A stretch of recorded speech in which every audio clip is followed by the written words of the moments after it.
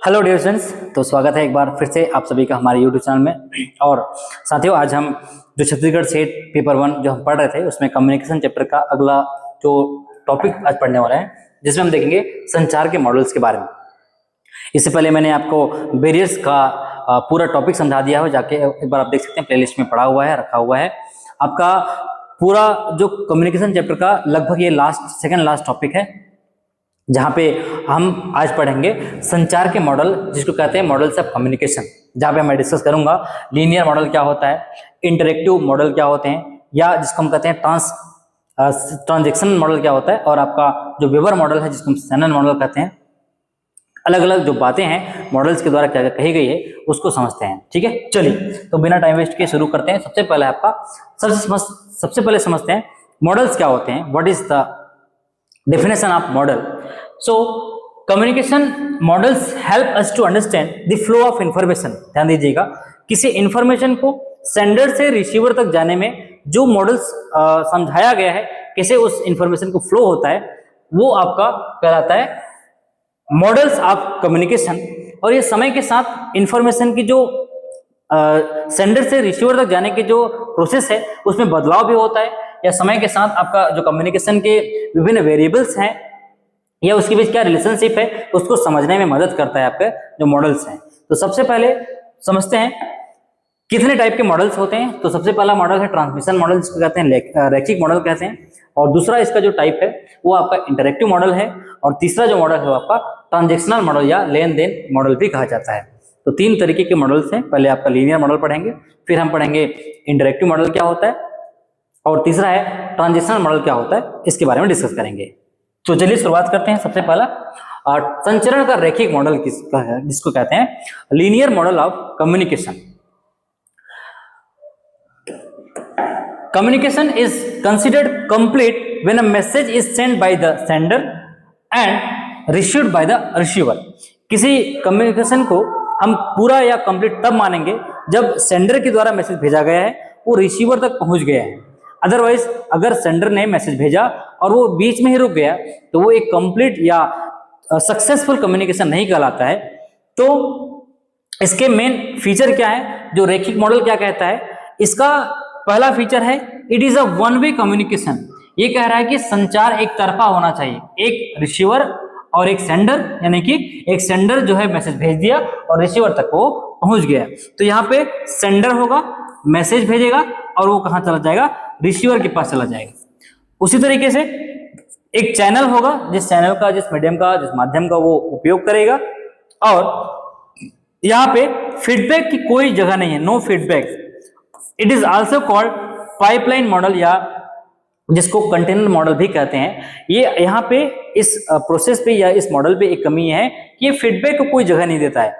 Message भेजने वाला sender सीधा सीधा मैसेज को क्या किया, रिसीवर को भेज दिए, और रिसीवर से कोई इधर आपका रिस्पॉन्स नहीं आया, उसको मैसेज मिला या नहीं मिला, इस बात पे ये जोर नहीं देता है। अगर हम इसको उदाहरण के तौर पे समझे तो टीचर लेक्चर देता है और स्टूडेंट उसे रिसीव करता है, तो ये एक प्रकार से रैखिक मॉडल का एग्जाम्पल होता है। तो रैखिक मॉडल में आपके तीन ही चीज रहेंगे, क्या रहेंगे, एक सेंडर जो मैसेज भेजेंगे, और एक माध्यम या चैनल जिसको हम जिस चैनल से मैसेज जाएगा, और एक रिसीवर। ये वन वे प्रोसेस है, आप देख सकते हैं यहाँ पे कोई बाई वे नहीं है।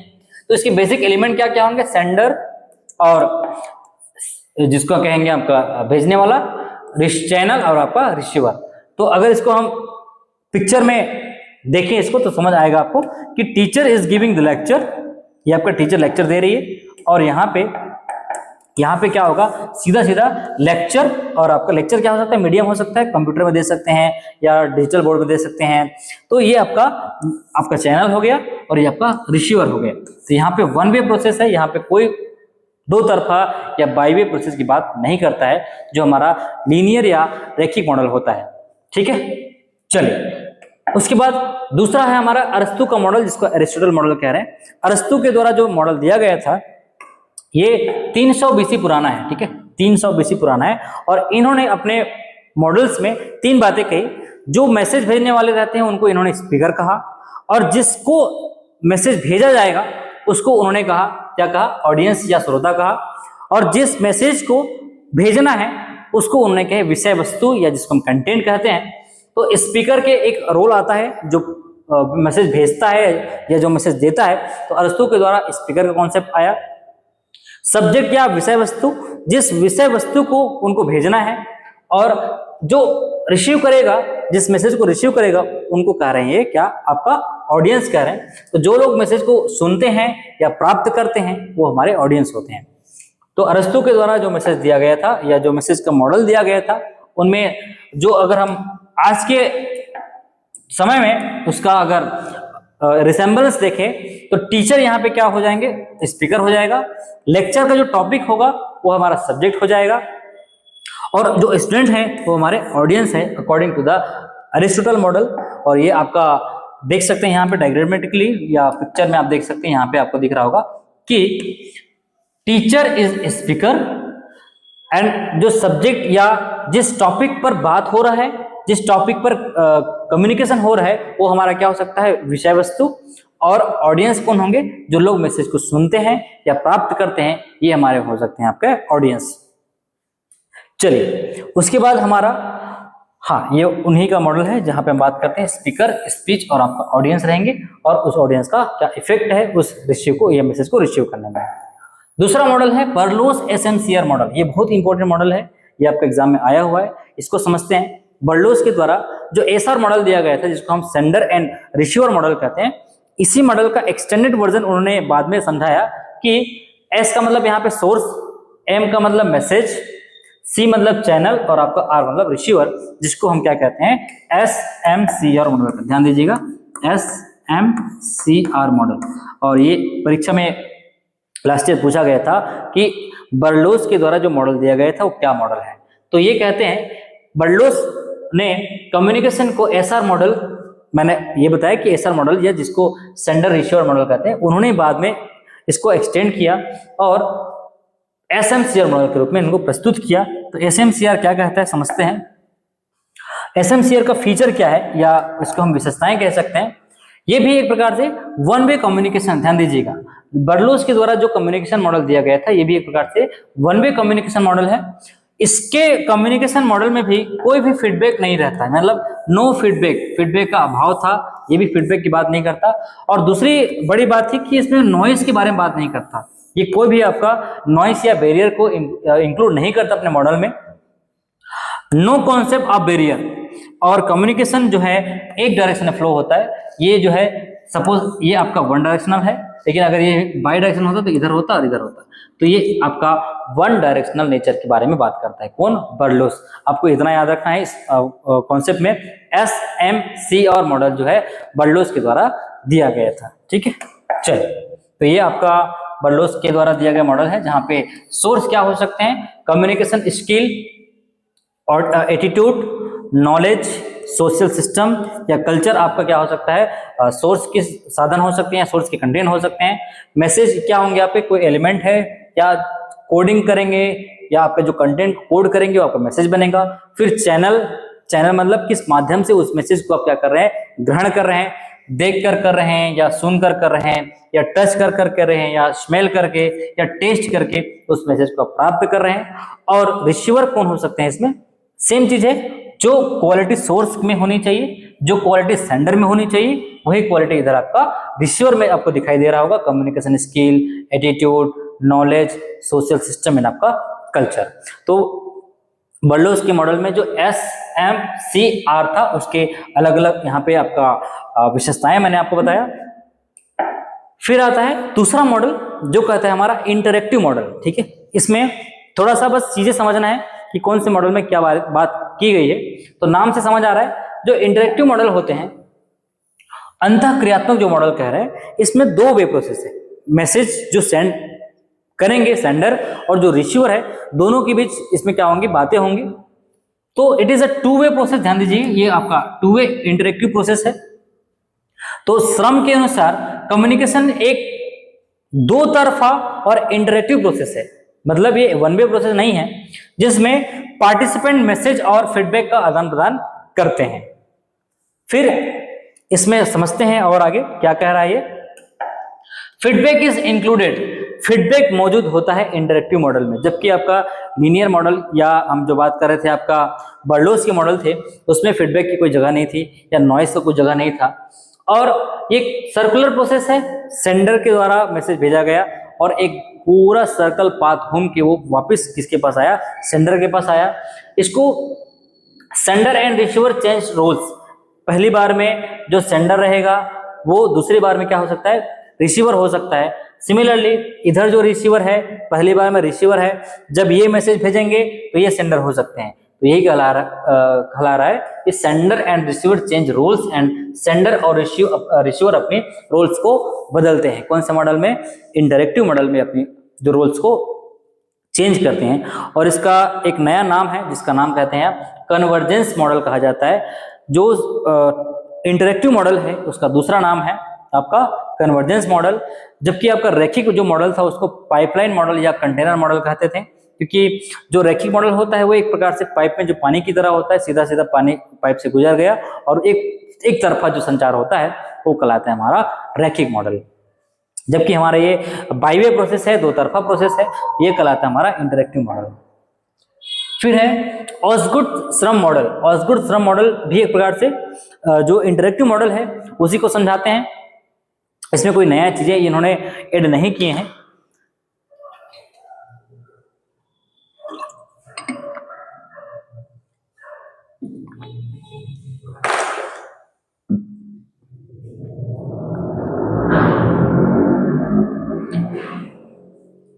ऑसगुड मॉडल के अनुसार सर्कुलर एंड डायनेमिक प्रोसेस माना गया है आपका जो कम्युनिकेशन है, जिसको कह रहे हैं कि एक पारस्परिक, चक्रीय और गतिशील प्रक्रिया मानते हैं, जो एक निरंतर चलने वाली प्रक्रिया है। आपका जो कम्युनिकेशन है बीच में ये रुकने वाली प्रोसेस नहीं है। ठीक है, चल फिर आते हैं, इसके 4 प्रिंसिपल दिए गए हैं। पहला प्रिंसिपल है सर्कुलर कम्युनिकेशन। मैंने अभी आपको बताया दोनों पार्टिसिपेंट समय समय पर, जो पार्टिसिपेंट पहले एनकोडिंग का काम करेगा बाद में वही डिकोडर हो सकते हैं, जैसे सेंडर और रिसीवर अपनी जगह बदलते हैं। और इक्वल एंड रेसिप्रोकल, समान एवं पारस्परिक, दोनों पार्टिसिपेंट या दोनों पार्टीज कम्युनिकेशन में समान रूप से इन्वॉल्व होते हैं। कौन कह रहे हैं, ऑसगुड के जो मॉडल है वो आपके कह रहे हैं। तीसरा है इंटरप्रिटेशन या व्याख्या करने की जो तरीके हैं, मैसेज को समझने की जो इंटरप्रिटेशन है, भाई जो मैंने मैसेज भेजा वही मैसेज, वही अर्थ आपको रिसीवर के द्वारा समझना चाहिए। तो मैसेज को समझने के लिए उसकी सही इंटरप्रिटेशन जरूरी है। मैसेज का अगर गलत इंटरप्रेट होता है तो उसका अर्थ अलग निकल जाएगा और उसका इफेक्ट अलग होगा। एक प्रकार से ये कम्युनिकेशन में बैरियर का काम करेगा। फिर आता है इसके 3 स्टेप मैंने आपको बताया। एक इनकोडर रहेंगे जो कोड को या मैसेज को कोडिंग करेगा, फिर उसको जो रिसीवर रहेंगे वो डिकोड करेंगे, और डिकोड करने के बाद इंटरप्रेट जरूरी है, क्योंकि आपने क्या इंटरप्रेट किया उस मैसेज का वो आपका जो रिसीवर रहेंगे उसकी समझदारी पर डिपेंड करता है, उसके इंटरप्रिटेशन करने की क्षमता पर निर्भर करता है। ये कह रहा है आपका कौन, ऑसगुड के जो श्रम मॉडल है। तो यहाँ पे मैंने आपको बताया कि जो सेंडर है वो एक प्रकार से इनकोडर हो सकता है, इंटरप्रेटर भी वही होगा और आपका डिकोडर भी वही होगा। तो जो सोर्स है या जिसको हम सेंडर कह रहे हैं, इधर आपका ये जो सेंडर है वो आपका ये होंगे। लेकिन सेम चीज है, मैसेज चैनल के माध्यम से जाएगा। इधर भी जो आपका रिसीवर होगा वो एक प्रकार से इनकोडर होगा, क्योंकि इसको मैसेज वापस भेजना है तो मैसेज को क्या करेगा, इनकोड करेगा। फिर इंटरप्रेटर, इधर वाले इंटरप्रेटर इसके केस में होंगे, फिर आपका डिकोडर के केस में ये होगा, आपका इधर जब इनकोडर रहेगा तो ये डिकोडर रहेगा। ठीक है, तो ऑसगुड एवं सम के मॉडल जो है इनकोडर, डिकोडर एंड इंटरप्रेटर की बात करता है, इंटरप्रेटिंग की बात करता है, कैसे मैसेज को इंटरप्रेट करेंगे। फिर आता है एक बहुत बेहतरीन मॉडल जिसका नाम है कार्ड्स मॉडल। कार्ड्स मॉडल जो है एक नया कॉन्सेप्ट ऐड करते हैं, आपको गेट कीपर कॉन्सेप्ट देता है। गेट कीपर क्या होते हैं, जैसे आपके घरों में गेट कीपर लगे रहते हैं, गार्ड लगे रहते हैं, तो जो काम के आदमी होते हैं या उनके घर में जो जाने वाले होते हैं उनको बस अलाउ करते हैं, बाकी क्या करते हैं, छोड़ देते हैं या बाहर जाओ बोल देते हैं। तो जो मैसेज हमारे काम के लायक होते हैं, या अगर मैं रिपोर्टर हूं तो रिपोर्टर क्या करते हैं, एडिटर को रिपोर्ट करते हैं, और वो एडिटर जो है वाकई में जो काम का मैसेज रहेगा या जो काम की चीजें रहेंगी उसको पब्लिक तक पहुंचाने का काम करते हैं। तो ऐसे वाले कॉन्सेप्ट में जो कार्ड्स मॉडल कहते हैं कि किसी भी कम्युनिकेशन की प्रोसेस में एक गेटकीपर का होना जरूरी है, या गेटकीपर ही उस मैसेज को क्या करता है, फिल्टर करता है, और जो वेस्टेज या अननेसेसरी चीजें हैं उसको छोड़ देता है, और जो काम की चीजें रहेंगी वही पब्लिक तक पहुंचाता है। तो गेट कीपर कॉन्सेप्ट इन्होंने दिया और ये बताया कि एक सेंडर के बाद जो स्पीकर हम जिसको कह रहे हैं एक गेट कीपर लगा रहेगा और गेट कीपर जो है काम की चीज को रखेगा, अननेसेसरी चीज को, अनावश्यक चीजों को छोड़ देगा और ऑडियंस तक वो पहुंचाएगा। तो आप यहाँ पे देख सकते हैं गेटकीपर कॉन्सेप्ट क्या कहता है, जिसको हम द्वारपाल भी कहते हैं हिंदी में। गेटकीपर यानी कि द्वारपाल, वक्ता मैसेज छोड़ दिया, डायरेक्ट पब्लिक तक नहीं गया, उसके पहले देखो जाना चाहिए था कहाँ, पब्लिक तक, लेकिन पब्लिक तक नहीं गया, ये कहाँ गया, पहले गेटकीपर के पास गया। गेटकीपर उस मैसेज को देखा कि क्या जरूरी है लोगों तक पहुंचाना, क्या जरूरी नहीं है, तो वो यहाँ पे क्या कर दिया, फिल्टर कर दिया। तो कार्ड्स के मॉडल में एक गेटकीपर कॉन्सेप्ट आता है और ये क्वेश्चन पूछे गए हैं कि गेटकीपर जो है किस मॉडल के अंतर्गत आते हैं। तो याद रखना कार्ड्स मतलब के मतलब कीपर, तो गेटकीपर अगर आपको पूछेंगे तो ये चीज दिमाग में याद रखना, आपको एग्जाम में आपको भूलना नहीं है, गेटकीपर का कॉन्सेप्ट मिलेंगे आपको कार्ड्स के मॉडल में। चलिए उसके बाद नेक्स्ट है हमारा श्रम मॉडल ऑफ कम्युनिकेशन। जो मैं कह रहा था कि श्रम का संचार मॉडल क्या कहता है, इन्होंने जो इंटरेक्टिव मॉडल था उनके बारे में बात किया और एक नया चीज इन्होंने ऐड किया, फील्ड ऑफ एक्सपीरियंस। किसी कम्युनिकेशन में उनके फील्ड ऑफ एक्सपीरियंस का होना बहुत जरूरी है, क्योंकि जैसे इनकोडिंग जो कर रहा है या जो डिकोड कर रहा है या जो फीडबैक दे रहा है, इसके लिए जो फील्ड ऑफ एक्सपीरियंस जिस फील्ड का वो है उसी फील्ड का एक्सपर्टाइज होनी चाहिए, तब जाके हम किसी सामने वाले के मैसेज को अच्छे से समझ पाएंगे। अदरवाइज इसमें जो सैनन एवं वीवर मॉडल को ह्यूमन कम्युनिकेशन के लिए अडॉप्ट किया और इनकोडर, डिकोडर या फीडबैक या नॉइज जैसे कॉन्सेप्ट को शामिल किया, क्योंकि कुछ चीजें इसमें शामिल नहीं था। बाकी के जो मॉडल में फीडबैक को नहीं ध्यान देते थे या नॉइज को ध्यान नहीं देते थे, तो इन्होंने अपने मॉडल पे उस चीज को शामिल किया गया था और इन्होंने कुछ बातें अपने मॉडल में कहा जिसको समझते हैं। इनके एलिमेंट्स में पहला सोर्स आता है। सोर्स का मतलब क्या है, जो संदेश जहां से वो निकलना है उस मैसेज को, फिर इनकोडिंग करना है उस मैसेज को, उसके आइडिया को सिंबॉलिक लैंग्वेज में या कम्युनिकेबल फॉर्म में कन्वर्ट करना है, तो विचार को मैसेज में बदलना ही कहलाता है, इनकोडिंग कहलाता है। फिर उसको सिग्नल या किस मैसेज में जाएगा, बोलने के थ्रू जाएगा, वॉइस या क्या सुनने के लिए टाइप के हो, वो अलग अलग सिग्नल में कन्वर्ट करना है। तो एक कैरीज द मैसेज और डिकोडिंग करना है, सामने वाले को इनका इंटरप्रेट करना है कि मैसेज क्या कह रहा है, और लास्ट में आपका डेस्टिनेशन के पास पहुंचेगा जिसको कह रहा है संदेश का अंतिम प्राप्तकर्ता जो उस मैसेज को प्राप्त करेंगे। तो ये किनके द्वारा कही गई मॉडल है, ये है आपका जो श्रम के द्वारा जो मॉडल है और इनकी कुछ मूलभूत संरचना है, बेसिक संरचना है। तो आपको इसको एक बार समझिए, पढ़िए और कौन सा मॉडल दिया है इसको हमको याद करना है। तो मैंने आपको जो बता रहा था, फील्ड ऑफ एक्सपीरियंस बहुत इंपॉर्टेंट है किसके मॉडल में, आपका जो श्रम के मॉडल में। इन्होंने सोर्स के द्वारा इनकोडिंग किया, सोर्स को इनकोड किया या मैसेज को इनकोड किया, फिर उसको सिग्नल में कन्वर्ट किया, सिग्नल से कहाँ गया, डिकोडर के पास, डिकोडर उसको डेस्टिनेशन तक पहुंचा दिया। तो अगर मैं फाइनली एक जनरल जो कम्युनिकेशन की प्रोसेस है उसके बारे में बात करूं, तो सारे के सारे मॉडल में आपको एक चीज देखने को मिलेगा, सेंडर ने मैसेज कन्वर्ट किया, मैसेज का ट्रीटमेंट हुआ, ट्रीटमेंट यानी कि फिल्टर हुआ, यहाँ पे जो मैसेज काम का नहीं है उसको छोड़ देना, जो इसके काम का है उसको भेजना आगे, या उसके बाद एक चैनल बनाया, कौन से चैनल के साथ जाएगा, जैसे मैंने आपको बताया चैनल एक माध्यम होता है मैसेज भेजने का, फिर वो रिसीवर तक जाएगा, ठीक है। तो रिसीवर हमारा क्या होता है, अंतिम डेस्टिनेशन होता है जहां पे उस मैसेज को वो रिसीव करेंगे। चलिए उसके बाद आगे एक नया मॉडल है जिसका लास्ट मॉडल है ट्रांजैक्शनल मॉडल ऑफ कम्युनिकेशन, जिसको कहते हैं संचार का लेन देन मॉडल कहते हैं। The transactional model was initially proposed by वर्ड्स लेविक के द्वारा ये मॉडल दिया गया था। और ये मॉडल क्या कहता है, इसके बहुत इंपॉर्टेंट बातें थी, यह कम्युनिकेशन को एक निरंतर, ध्यान दीजिएगा, निरंतर, गतिशील और साइमल्टेनियस प्रोसेस मानते हैं, डायनेमिक एंड साइमल्टेनियस मानते हैं कम्युनिकेशन को। और इसमें जो चीजें बाकी के मॉडल में शामिल नहीं किया गया था वो इन्होंने अपने मॉडल में शामिल किया गया, और वर्ड्स या शब्दों को इंपॉर्टेंस नहीं दिया इन्होंने अपने मॉडल में।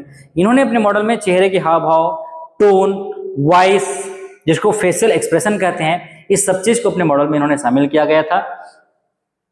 और ये कंटिन्यूअस प्रोसेस मान रहे हैं, ठीक है। दूसरा चीज, सेंडर और रिसीवर को इन्होंने कम्युनिकेटर और कम्युनिकेटर का नाम दिया गया, ठीक है। और फीडबैक का भी इन्होंने बहुत एसेंशियल रोल प्ले किया था, यानी कि फीडबैक जरूरी है किसी कम्युनिकेशन को बताने के लिए। इस तरीके से जो कॉन्टेक्स्ट, आप किस कॉन्टेक्स्ट में बात कर रहे हैं, किस तरीके से आपका फिजिकल इन्वायरमेंट है, आपका सोशल इन्वायरमेंट कैसा है, या कल्चरल इन्वायरमेंट कैसा है, इसको भी उन्होंने अपने मॉडल में बहुत महत्व दिया था। ये जो मैंने बात लास्ट आपको बोल रहा था, नॉन वर्बल, जो मैंने आपको बता रहा था कि अशाब्दिक संचार, फेशियल एक्सप्रेशन जो मैं बात कर रहा था, हाव भाव या चेहरे के भाव कैसे है, आंखों का संपर्क, बॉडी लैंग्वेज या टोन, ये सब चीज एक प्रकार से कम्युनिकेशन का पार्ट है, जो बाकी के मॉडल में ना तो फीडबैक को शामिल किया गया था, ना तो आपका जो कहते हैं जिसको फेशियल एक्सप्रेशन को जगह दिया गया था। तो ये इनके मॉडल की विशेषता थी। आपका जो लास्ट मॉडल था, ठीक है, किनके द्वारा दी गई थी, आपका ये दिया गया था आपका वर्ड्स-लेविक के द्वारा, ठीक है, वर्ड्स-लेविक के द्वारा जो मॉडल दिया गया था, इसकी विशेषताएं हैं।